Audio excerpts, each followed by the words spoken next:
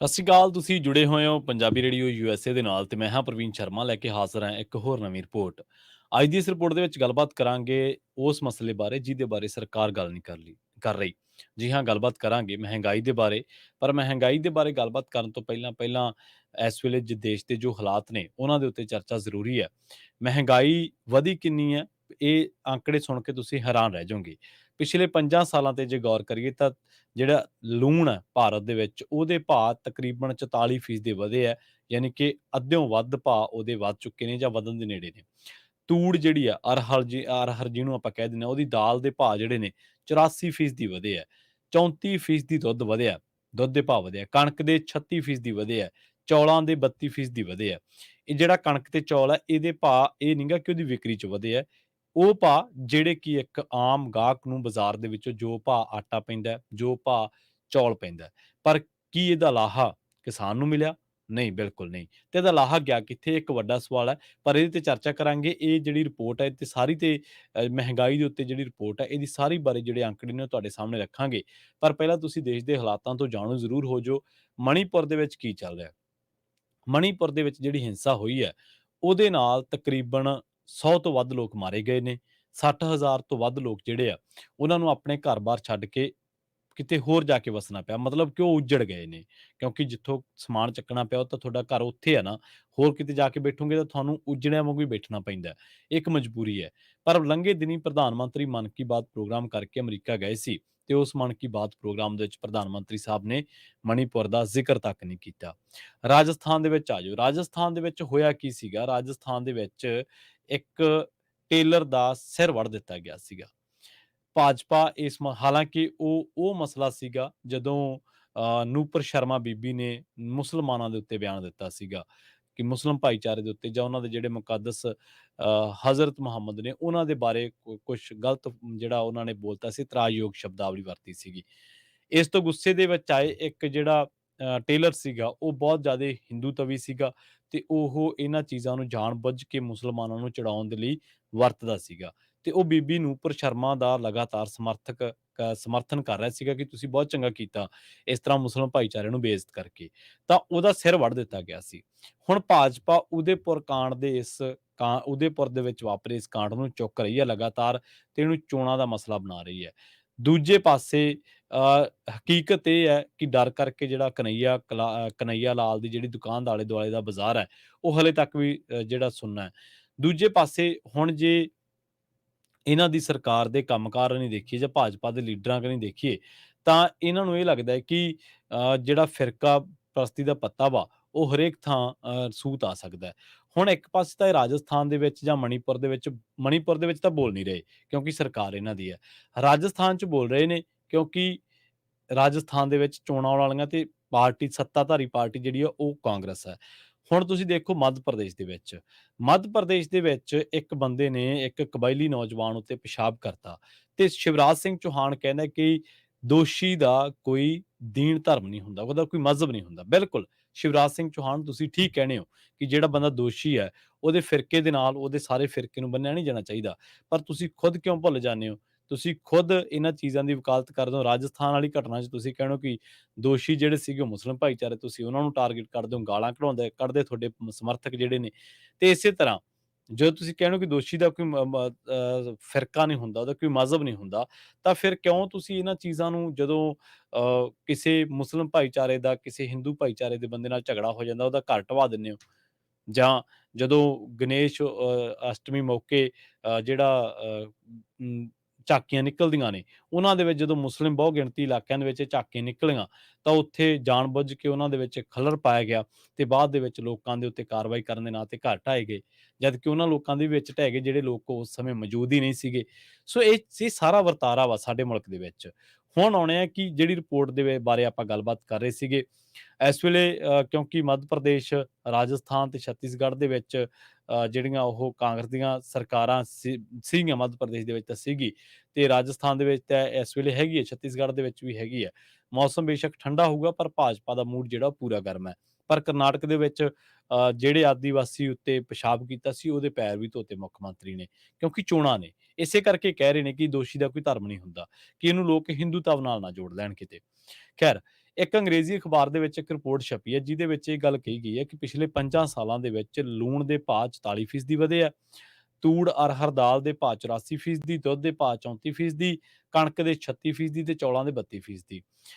ਜਿਣਸਾਂ ਦੇ ਭਾਅ ਦੇ ਵਿੱਚ ਸਧਾਰਨ ਵਾਧਾ ਜਿਹੜਾ ਹੁੰਦਾ ਉਹ ਜਦੋਂ ਡੀਜ਼ਲ ਦੀਆਂ ਕੀਮਤਾਂ ਵੱਧਦੀਆਂ, ਆਵਾਜਾਈ ਦੀਆਂ ਕੀਮਤਾਂ ਵੱਧਦੀਆਂ, ਟਰਾਂਸਪੋਰਟੇਸ਼ਨ ਡੀਜ਼ਲ, ਪੈਟਰੋਲ, ਖਾਦਾਂ, ਪੈਸਟ ਜਿਹੜਾ ਉਹ ਵੱਧਦਾ ਹੈ, ਤਾਂ ਉਦੋਂ ਉਹਨਾਂ ਦੀਆਂ ਕੀਮਤਾਂ ਵੀ ਵੱਧ ਜਾਂਦੀਆਂ। ਪਰ ਬਹੁਤ ਵਾਰ ਇਹ ਵਾਧਾ ਤਾਂ ਨਹੀਂ ਹੁੰਦਾ, ਬਹੁਤੀ ਵਾਰ ਇਹ ਵਾਧਾ ਤਾਂ ਹੁੰਦਾ ਕਿਉਂਕਿ ਉਹਨਾਂ ਦਾ ਜ਼ਖੀਰਾ ਕਰ ਲਿਆ ਜਾਂਦਾ ਹੈ। ਬਿਲਕੁਲ ਜਿਵੇਂ ਟਮਾਟਰ ਵਾਲੇ ਕੇਸ ਦੇ ਵਿੱਚ ਦੇਖ ਲਓ, ਜਦੋਂ ਕਿਸਾਨ ਕੋਲੇ ਟਮਾਟਰ ਸੀ, ਉਹ 1-1.5 ਰੁਪਏ ਨੂੰ ਟਮਾਟਰ ਮੰਡੀ ਦੇ ਵਿੱਚ ਸਿੱਟ ਕੇ ਆਉਂਦਾ ਸੀ। ਵੇਚ ਕੇ ਨਹੀਂ ਸੀ ਆਉਂਦਾ, ਢੇਰੀ ਕਰਕੇ ਆਉਂਦਾ ਸੀਗਾ। ਤੇ ਉਹੀ ਟਮਾਟਰ ਅੱਜ ਮਹੀਨੇ, ਡੇਢ ਮਹੀਨੇ ਬਾਅਦ ਕੀ ਰੇਟ ਹੈ? 150, 110, 120, 130, 150, 160 ਤੱਕ ਵੀ ਹੈ, ਪੂਰੇ ਮੁਲਕ ਦੇ ਵਿੱਚ ਵੱਖ-ਵੱਖ ਥਾਵਾਂ ਦੇ ਉੱਤੇ। ਹੁਣ ਇਹਦਾ ਲਾਹਾ ਕਿਸਾਨ ਨੂੰ ਨਹੀਂ ਮਿਲਿਆ, ਇਹਦਾ ਲਾਹਾ ਉਹਨਾਂ ਨੂੰ ਮਿਲਿਆ ਜਿਨ੍ਹਾਂ ਨੇ ਲੈ ਕੇ ਟਮਾਟਰ ਨੂੰ ਖਰੀਦ ਕਰਕੇ ਇਹਦੀ ਤੇ ਇਹਨੂੰ ਸਟੋਰ ਕਰ ਲਿਆ। ਖੈਰ, ਆਪਾਂ ਅਗਲੇ ਪਾਸੇ ਆਉਣੇ ਆ। ਹੁਣ ਇਹਦਾ ਦੂਜਾ ਘਾਟਾ ਕਿਹਦਾ? ਮਹਿੰਗਾਈ ਦਾ। ਇਹਦੇ ਘਾਟਾ ਇਹ ਹੈ ਕਿ ਇਹਦਾ ਜਿਹੜਾ ਖਪਤਕਾਰ ਆ, ਜਿਹੜਾ ਗਾਹਕ ਹੈ, ਉਹ ਪਿਸਦਾ ਵਾ ਤੇ ਇਹਦਾ ਫਾਇਦਾ ਕਿਸਾਨ ਪੈਦਾਵਾਰ ਜਿਹੜਾ ਕਰਦਾ ਕਿਸਾਨ ਉਹਨੂੰ ਹੁੰਦਾ ਨਹੀਂ, ਪਰ ਜਿਹੜਾ ਇਹਦਾ ਘਾਟਾ ਉਹ ਹੁੰਦਾ ਜਿਹੜਾ ਖਪਤਕਾਰ ਆ, ਜਿਹੜਾ ਗਾਹਕ ਆ, ਜਿਹੜਾ ਉਹਨੂੰ ਖਾਂਦਾ ਹੈ, ਉਹਨੂੰ ਹੁੰਦਾ ਹੈ। ਇਹ ਖਬਰਾਂ ਆਪਣੇ ਦੇਸ਼ ਦੇ ਵਿੱਚ ਆਮ ਹੀ ਛਪਦੀਆਂ ਕਿ ਮਹਿੰਗਾਈ ਦਰ ਘਟ ਗਈ ਜਾਂ ਵੱਧ ਗਈ। ਵਧੀ ਬਾਰੇ ਕੋਈ ਖਬਰ ਨਹੀਂ ਦਿੰਦਾ, ਪਰ ਘਟੀ ਬਾਰੇ ਅਕਸਰ ਪ੍ਰੈਸ ਕਾਨਫਰੰਸਾਂ ਤੁਸੀਂ ਸੁਣੀਆਂ ਹੋਣੀਆਂ। ਇਹ ਉਹ ਲੀਡਰ ਨੇ ਸਿਮਰਤੀ ਇਰਾਨੀ ਵਰਗੇ ਇਸ ਭਾਜਪਾ ਦੀ ਸਰਕਾਰ ਦੇ ਵਿੱਚ, ਜਿਹੜੇ ਲੀਡਰ ਜਦੋਂ 400 ਤੋਂ ਗੈਸ ਸਿਲੰਡਰ 450 ਨੂੰ ਹੋਇਆ, ਤਾਂ ਉਦੋਂ ਤਾਂ ਇਹ ਚੱਕ-ਚੱਕ ਕੇ ਸਿਲੰਡਰ ਕਰਦੇ ਰਹੇ ਪ੍ਰਦਰਸ਼ਨ। ਜਦੋਂ ਡੀਜ਼ਲ ਪੈਟਰੋਲ ਦੇ ਵਿੱਚ ਡੀਜ਼ਲ 60-65 ਰੁਪਏ ਸੀ ਜਾਂ ਪੈਟਰੋਲ 55-60 ਰੁਪਏ ਸੀਗਾ, ਉਦੋਂ ਇਹਨਾਂ ਨੂੰ ਮਹਿੰਗਾ ਲੱਗਦਾ ਸੀ। ਪਰ ਜਦੋਂ ਹੁਣ ਮਹਿੰਗਾਈ ਵੱਧਦੀ ਹੈ, ਹੁਣ ਕਹਿੰਦੇ ਕਿ ਇਹ ਦੇਸ਼ ਹਿੱਤ ਦੇ ਵਿੱਚ ਹੈ, ਕਿ ਤੁਸੀਂ ਦੇਸ਼ ਨੂੰ ਬਚਾਉਣ ਦੇ ਲਈ ਇੰਨਾ ਮਹਿੰਗਾ ਡੀਜ਼ਲ ਨਹੀਂ ਖਰੀਦ ਸਕਦੇ, ਪੈਟਰੋਲ ਨਹੀਂ ਖਰੀਦ ਸਕਦੇ, ਸਿਲੰਡਰ ਨਹੀਂ ਖਰੀਦ ਸਕਦੇ। ਤੇ ਸਵਾਲ ਇਹ ਹੈ ਕਿ ਫਿਰ ਤੁਹਾਡਾ ਦੋਗਲਾ ਪੈਮਾਨਾ ਕਿਉਂ? ਜੇਕਰ ਹੁਣ ਚੀਜ਼ਾਂ ਵਧਣ ਦੇ ਨਾਲ, ਮਹਿੰਗਾਈ ਵਧਣ ਦੇ ਨਾਲ ਦੇਸ਼ ਮਜ਼ਬੂਤ ਹੁੰਦਾ ਹੈ, ਤੇ ਫਿਰ ਤੁਸੀਂ ਚੱਕ-ਚੱਕ ਕੇ ਸਿਲੰਡਰ ਉਦੋਂ ਮੁਜ਼ਾਹਰੇ ਕਿਉਂ ਕਰਦੇ ਸੀ? ਉਦੋਂ ਤੇਲ ਦੀਆਂ ਕੀਮਤਾਂ ਦੇ ਕਿਉਂ ਮੁਜ਼ਾਹਰੇ ਕਰਦੇ ਸੀ? ਤੁਸੀਂ ਉਦੋਂ ਦੋਗਲਾ ਪੈਮਾਨਾ ਵਰਤ ਰਹੇ ਸੀ ਜਾਂ ਹੁਣ ਵਰਤ ਰਹੇ ਹੋ? ਤੁਸੀਂ ਉਦੋਂ ਗਲਤ ਸੀਗੇ ਜਾਂ ਹੁਣ ਗਲਤ ਹੋ? ਲੋਕਾਂ ਨੂੰ ਦੱਸੋ ਜ਼ਰੂਰ।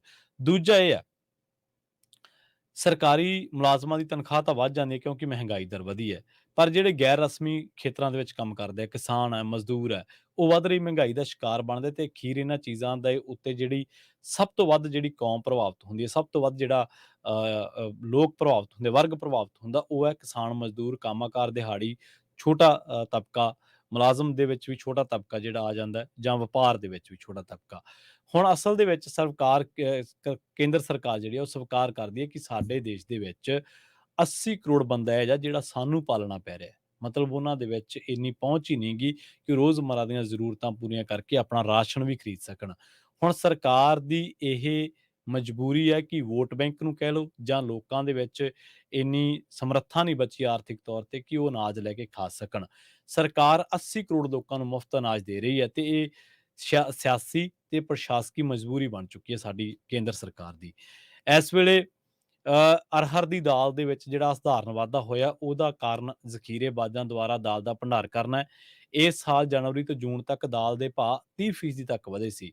2 ਜੂਨ ਨੂੰ ਕੇਂਦਰ ਸਰਕਾਰ ਨੇ ਅਰਹਰ ਦੀ ਜ਼ਖੀਰੇਬਾਜ਼ੀ ਤੇ ਪਾਬੰਦੀ ਲਾਈ ਸੀਗੀ, ਪਰ ਉਦੋਂ ਤੱਕ ਕਾਫੀ ਨੁਕਸਾਨ ਹੋ ਚੁੱਕਿਆ ਸੀ। ਜ਼ਖੀਰੇਬਾਜ਼ ਕੀ ਕਰਦੇ ਆ? ਇੱਕ ਵਾਰ ਭਾਅ ਵਧਾ ਕੇ ਬਾਅਦ ਦੇ ਵਿੱਚ ਉਹਨੂੰ ਫਰਜ਼ੀ ਵਪਾਰ ਦੇ ਰਾਹੀਂ ਵਧਾਈ ਰੱਖਦੇ ਆ। ਦੇਸ਼ ਇਸ ਸਾਲ ਦੇ ਇਸ ਦਾਲ ਦੀ ਦਰਾਮਦ ਵੀ ਕਰਦਾ ਤੇ ਦੋਸ਼ ਇਹ ਵੀ ਲਾਇਆ ਜਾਂਦਾ ਹੈ ਕਿ ਦਰਾਮਦ ਕਰਨ ਵਾਲੇ ਕੁਝ ਕਾਰੋਬਾਰੀ ਗਰੋਹ, ਕਾਰਟਲ ਜਿਹੜੇ ਨੇ ਉਹ ਗਰੋਹ ਬਣਾ ਕੇ ਦਰਾਮਦ ਕਰਦੇ ਨੇ ਤੇ ਭਾਅ ਵਧਾਉਂਦੇ ਰਹਿੰਦੇ ਨੇ। ਹੁਣ ਤੁਸੀਂ ਪਿਛਲੇ ਵਾਰੀ ਦੇਖਿਆ ਹੋਣਾ ਕਿ ਜਿਹੜਾ ਹਰਿਆਣਾ ਦਾ ਕਿਸਾਨ ਹੈ, ਉਹ ਧਰਨੇ 'ਚ ਬੈਠਾ ਸੀਗਾ। ਧਰਨੇ ਤੇ ਕਿਉਂ ਬੈਠਾ ਸੀ? ਕਿਉਂਕਿ ਉਹਦੀ ਸੂਰਜਮੁਖੀ ਵਿਕ ਨਹੀਂ ਸੀ ਰਹੀ। ਇਹਦੀ ਸੱਚਾਈ ਇਹ ਹੈ ਕਿ ਇੱਕ ਪਾਸੇ ਸਾਡਾ ਦੇਸ਼ ਜਿਹੜਾ ਉਹ ਸੂਰਜਮੁਖੀ ਦੇ ਤੇਲ ਦਾ ਦਰਾਮਦ ਕਰਦਾ ਸਭ ਤੋਂ ਵੱਧ, ਤੇ ਦੂਜੇ ਪਾਸੇ ਸਾਡਾ ਆਪਦਾ ਕਿਸਾਨ ਜਿਹੜਾ ਸੂਰਜਮੁਖੀ ਨੂੰ ਪੈਦਾ ਕਰਨ ਵਾਲਾ ਹੈ, ਉਹ ਸੜਕ ਤੇ ਬੈਠਾ ਹੈ। ਸੋ ਦੋਗਲੀ ਨੀਤੀ ਕਿਹਦੀ ਹੈ? ਦੋਗਲਾਪਣ ਕਿਹਦੀਆਂ ਨੀਤੀਆਂ ਦੇ ਵਿੱਚ ਹੈ? ਪੈਮਾਨਾ ਕਿੱਥੇ ਗਲਤ ਹੈ? ਕਿ ਤੁਹਾਡਾ ਪੈਦਾ ਕਰਨ ਵਾਲਾ ਕਿਸਾਨ ਤਾਂ ਧਰਨੇ ਦੇ ਰਿਹਾ ਕਿ ਉਹਨੂੰ ਭਾਅ ਨਹੀਂ ਮਿਲ ਰਿਹਾ, ਪਰ ਤੁਸੀਂ ਉਹਦੀ ਚੀਜ਼ ਦੀ ਖੁਦ ਦੀ ਇੰਪੋਰਟ ਕਰ ਰਹੇ ਹੋ ਔਰ ਲੋਕਾਂ ਨੂੰ ਕਿਸ ਭਾਅ ਮਿਲਦਾ ਇਹ ਤੋਂ ਕਿਸੇ ਤੋਂ ਗੁੱਝੀ ਨਹੀਂ ਹੈ ਗੱਲ। ਅਸਲ ਦੇ ਵਿੱਚ ਲੂਣ ਦੇ ਭਾਅ ਦੇ ਵਿੱਚ ਵੱਧਦੀ ਰਹੀ ਘਟ ਰਹੀ ਪੈਦਾਵਾਰ ਨੂੰ ਜ਼ਿੰਮੇਵਾਰ ਕਰਾਰ ਦਿੱਤਾ ਜਾ ਰਿਹਾ ਹੈ। ਇਹ ਕਿਹਾ ਜਾ ਰਿਹਾ ਕਿ ਪਿਛਲੇ 3 ਸਾਲਾਂ ਦੇ ਵਿੱਚ ਸਾਈਕਲੋਨ ਨਹੀਂ ਆਏ, ਇਸ ਕਰਕੇ ਪੈਦਾਵਾਰ 10% ਘਟ ਗਈ ਤੇ ਭਾਅ ਵਧੇ ਆ। ਹੁਣ ਲੂਣ ਦਾ ਭਾਅ ਵਧ ਗਿਆ, ਉਹਦਾ ਕੀ ਮੁਨਾਫ਼ਾ, ਉਹਦਾ ਫਾਇਦਾ ਉਹਨੂੰ ਪੈਦਾ ਕਰਨ ਵਾਲੇ ਨੂੰ ਮਿਲਿਆ? ਨਹੀਂ, ਕਿਉਂਕਿ ਜਦੋਂ ਉਹ ਕੌਡੀਆਂ ਦੇ ਭਾਅ ਸੀ ਉਦੋਂ ਜ਼ਖੀਰੇਬਾਜ਼ਾਂ ਨੇ ਲੈ ਕੇ ਰੱਖ ਲਿਆ। ਉਦੋਂ ਬਾਅਦ ਲੂਣ ਨਵਾਂ ਬਣਿਆ ਨਹੀਂ ਤੇ ਲੂਣ ਦੇ ਭਾਵਾਂ ਦੇ ਵਿੱਚ ਵਾਧਾ ਹੋ ਰਿਹਾ। ਇਹਦਾ ਬੋਝ ਕਿਹਤੇ ਪੈ ਰਿਹਾ? ਉਹ ਲੋਕਾਂ ਤੇ ਜਿਨ੍ਹਾਂ ਨੇ ਇਹਨੂੰ ਵਰਤਣਾ ਹੈ। ਤੇ ਇਹਦਾ ਲਾਹਾ ਕਿਹਨੂੰ ਮਿਲ ਰਿਹਾ? ਪੈਦਾ ਕਰਨ ਵਾਲੇ ਨੂੰ? ਨਹੀਂ, ਬਿਲਕੁਲ ਨਹੀਂ। ਇਹਦਾ ਲਾਹਾ ਉਹਨੂੰ ਮਿਲ ਰਿਹਾ ਜਿਹੜਾ ਇਹਨੂੰ ਸਾਂਭ ਚੁੱਕਿਆ ਜਾਂ ਜਿਹਦੇ ਕੋਲੇ ਇਹ ਸਭ ਤੋਂ ਵੱਧ ਪਿਆ। ਖੈਰ, ਅੱਗੇ ਇਹ ਅਗਲੀ ਗੱਲ ਕਰੀਏ ਕਿ ਅਨਾਜ ਤੇ ਦਾਲਾਂ ਦੇ ਸੰਬੰਧ ਦੇ ਵਿੱਚ ਕੇਂਦਰ ਸਰਕਾਰ ਨੂੰ ਹੁਣ ਬਹੁ ਭਾਰਤੀ ਨੀਤੀ ਬਣਾਉਣ ਦੀ ਲੋੜ ਪਊਗੀ। ਇਹ ਲੋੜ ਚਾਹੀਦੀ ਹੈ, ਲੋੜ ਮਹਿਸੂਸ ਹੋ ਰਹੀ ਹੈ। ਭਾਰਤ ਜਿਹੇ ਵੱਡੀ ਵਸੋਂ ਵਾਲੇ ਦੇਸ਼ ਨੂੰ ਲਗਾਤਾਰ ਅਨਾਜ ਪੈਦਾ ਕਰਨਾ, ਸਰਕਾਰ ਦੁਆਰਾ ਉਹਨੂੰ ਖਰੀਦਣ ਤੇ ਜਨਤਕ ਵੰਡ ਪ੍ਰਣਾਲੀ ਦੇ ਰਾਹੀਂ ਉਹਨੂੰ ਵੰਡਣ ਦੇ ਇੰਤਜ਼ਾਮ ਕਰਨੇ ਚਾਹੀਦੇ ਨੇ। ਇਹਨਾਂ ਪਹਿਲੂਆਂ ਤੇ ਗੌਰ ਕਰਨਾ ਪਊਗਾ। ਸਰਕਾਰ ਕੋਲ ਅਜਿਹਾ ਭੰਡਾਰ ਵੀ ਹੋਣਾ ਚਾਹੀਦਾ ਜਿਹੜਾ ਸੰਕਟ ਦੇ ਵਿੱਚ ਕੰਮ ਆ ਸਕੇ। ਇਸ ਲਈ ਸਰਕਾਰ ਨੂੰ ਅਨਾਜ, ਦਾਲਾਂ ਤੇ ਤੇਲ ਬੀਜਾਂ ਨੂੰ ਘੱਟੋ ਘੱਟ ਸਮਰਥਨ ਮੁੱਲ ਤੇ ਖਰੀਦਣਾ ਚਾਹੀਦਾ ਹੈ, ਭੰਡਾਰ ਕਰਨਾ ਚਾਹੀਦਾ ਤੇ ਵੰਡਣਾ ਯਕੀਨੀ ਬਣਾਉਣਾ ਚਾਹੀਦਾ ਹੈ। ਹੁਣ ਜੇਕਰ ਦਾਲਾਂ ਤੇ, ਤੇਲ ਬੀਜਾਂ ਤੇ, ਅਨਾਜ ਤੇ ਘੱਟੋ ਘੱਟ ਸਮਰਥਨ ਮੁੱਲ ਯਕੀਨੀ ਹੋਊਗਾ ਤੇ ਇਹਦਾ ਫਾਇਦਾ ਕਿਹਨੂੰ ਹੋਊਗਾ? ਕਿਸਾਨ ਨੂੰ ਹੋਊਗਾ, ਕਿਉਂਕਿ ਉਹਦੀ ਜਿਣਸ ਚੱਕੀ ਜਾਊਗੀ, ਉਹਦੀ ਫਸਲ ਚੱਕੀ ਜਾਊਗੀ। ਤੇ ਇਹਦਾ ਫਾਇਦਾ ਗਾਹਕ ਨੂੰ ਕਿਵੇਂ ਹੋਊਗਾ? ਕਿਉਂਕਿ ਜਦੋਂ ਸਰਕਾਰ ਨੇ ਖਰੀਦਿਆ ਹੋਊ, ਸਰਕਾਰ ਕੋਲੇ ਭੰਡਾਰ ਕੀਤਾ ਹੋਊਗਾ ਤੇ ਜਦੋਂ ਉਹਦੀ ਤੋਟ ਵੱਜੂਗੀ ਤਾਂ ਸਰਕਾਰ ਉਹਨੂੰ ਉਹਨਾਂ ਲੋਕਾਂ ਨੂੰ ਵੰਡ ਦੇਊਗੀ। ਤਾਂ ਜਿਹੜਾ ਅੱਜ ਆਪਾਂ ਡਾਕਾ ਲੋਕਾਂ ਦੀ ਜੇਬ ਤੇ ਵੱਜਦਾ ਦੇਖਦੇ ਹਾਂ, ਉਹ ਨਹੀਂ ਵੱਜਣਾ। ਠੀਕ ਹੈ, ਕੁਝ ਚੀਜ਼ਾਂ ਦੇ ਵਿੱਚ ਚੀਜ਼ਾਂ ਮੁਮਕਿਨ ਨਹੀਂ ਹੋ ਸਕਦੀਆਂ, ਸੰਭਵ ਨਹੀਂ ਹੋ ਸਕਦੀਆਂ ਸੰਭਵ, ਪਰ ਕੁਝ ਥਾਵਾਂ ਤੇ ਚੀਜ਼ਾਂ ਸੰਭਵ ਨੇ। ਸਰਕਾਰਾਂ ਨੂੰ ਗੌਰ ਕਰਨੀ ਚਾਹੀਦੀ ਹੈ, ਨਹੀਂ ਤਾਂ ਫਿਰ ਜੋ ਕਿਸਾਨੀ ਅੰਦੋਲਨ ਵੇਲੇ ਦੋਸ਼ ਲੱਗਦੇ ਰਹੇ ਸਰਕਾਰਾਂ ਤੇ ਕਿ ਇਹ ਕਾਰਪੋਰੇਟਾਂ ਨੂੰ ਪਾਲਣ ਵਾਲੀ ਸਰਕਾਰ ਹੈ ਜਾਂ ਇਹ ਕਿਸਾਨਾਂ ਨੂੰ ਖਾਣ ਵਾਲੀ ਸਰਕਾਰ ਹੈ, ਜਾਂ ਕਾਰਪੋਰੇਟਾਂ ਦੀ ਅੱਖ ਪੰਜਾਬ ਦੀਆਂ ਜ਼ਰਖੇਜ਼ ਜ਼ਮੀਨਾਂ ਉੱਤੇ ਹੈ ਜਾਂ ਦੇਸ਼ ਦੀਆਂ ਕਿਸਾਨ ਦੀਆਂ ਜ਼ਰਖੇਜ਼ ਜ਼ਮੀਨਾਂ ਉੱਤੇ ਹੈ। ਉਹ ਚਾਹੁੰਦੇ ਨੇ ਕਿ ਇਹਨਾਂ ਨੂੰ ਹੁਣ ਖੇਤੀ ਦਾ ਘਾਟੇਵੰਦ ਸੌਦਾ ਬਣਾ ਕੇ ਖੇਤੀ ਨੂੰ ਤੇ ਇਹਨਾਂ ਨੂੰ ਜ਼ਮੀਨਾਂ ਦੇ ਵਿੱਚੋਂ ਬਾਹਰ ਕੱਢ ਦਿੱਤਾ ਜਾਵੇ। ਜਲਦ ਮਿਲਾਂਗੇ ਇੱਕ ਹੋਰ ਨਵੀਂ ਰਿਪੋਰਟ ਦੇ ਵਿੱਚ। ਬਹੁਤ ਬਹੁਤ ਧੰਨਵਾਦ। ਜੁੜੇ ਰਹੋ ਪੰਜਾਬੀ ਰੇਡੀਓ USA ਦੇ ਨਾਲ। ਸਤਿ ਸ਼੍ਰੀ ਅਕਾਲ।